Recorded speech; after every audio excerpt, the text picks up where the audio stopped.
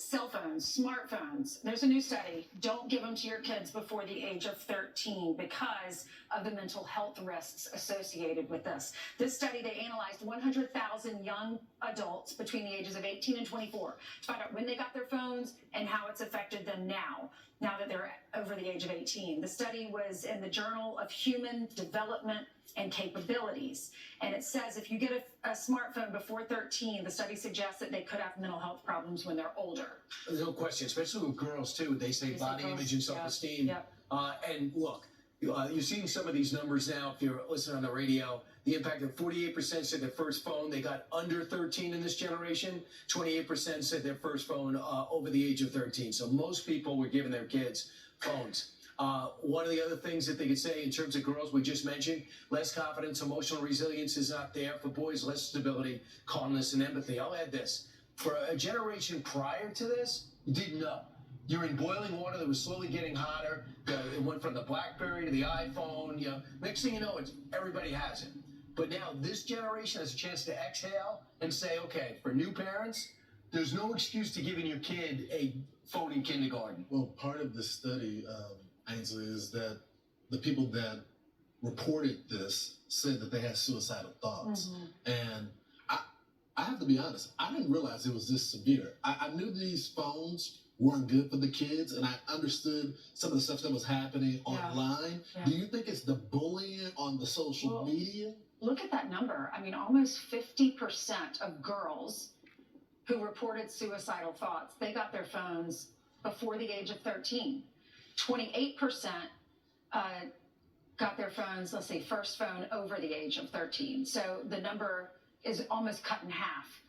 So now I'm thinking like, okay, definitely over 13 for Hayden. I'm trying to wait till 8th grade. I signed that wait till 8 with a lot of the moms at our school. Do you think it's a compromise, Ainsley, with the flip phone though, where there's no social media? I'm just sick of it. I'm tired of her asking me for a phone. I'm tired of her asking if she can use my phone. I'm tired of YouTube. I'm very strict about what she can watch. But it's just like, stop. Like, I just wish that they almost were not even invented. Maybe a flip phone's the way to go. I'm not there yet. I'm not giving her a phone yet. And some of the moms at school are saying, let's give them landlines like we had so they can call each other on the phone. I don't know. I'm just like over it. Let's look at the teens. So for teens, they're online for an average of 9 hours a day. In many cases, longer than the time they spend in school. 9 hours? That's incredible.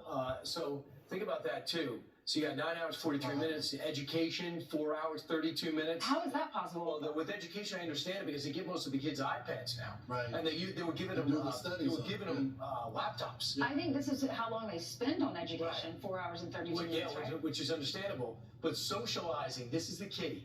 An hour and 13 minutes. So because you're on the phone, you're not meeting people, you're not interacting, you're not finding out how to deal with adults, how to feel with little people that are not your age. That's why you see so many kids socially awkward or more comfortable texting you than talking to you. So to me, that is one of the big sacrifices for a whole generation. But you know what's alarming? If we can go back to the big wall, because I think there's a story there. Education, only 4 hours. I mean, my daughter's in school for 7 hours. Like, how is that? And then the homework is only 1 hour. You combine it. That's the part on the education, right? Homework and education. And then playing sports, 45 minutes. I mean, you can't compete that way with the obesity numbers and all that. And then the reading time, 8.5 minutes. This is why kids can't read. Yeah, so the study said education 4 hours, 32 minutes. Obviously, they're in school longer than that, but that's taking out lunch break and recess or whatever. But the other thing is, if you're playing sports for 45 minutes, you're not on a team because you never have practice less than an hour. And number two, that's because so many kids aren't playing sports. Right. So you factor in the zero with other kids that play minimum 90 minutes. I will say I try to have play dates a lot, keep her involved in sports or activities after school, and then there's the homework time. And a lot of that is because if I don't have a friend over or if I'm not on the floor playing dolls with her, or she's not really playing dolls anymore, but her little horse figurines, then I prefer to have another child over there. She's an only child, so she always needs to be entertained. And if I'm not doing it or another child's not there, she always wants to watch TV or grab my phone. All right, 20 minutes now after the hour.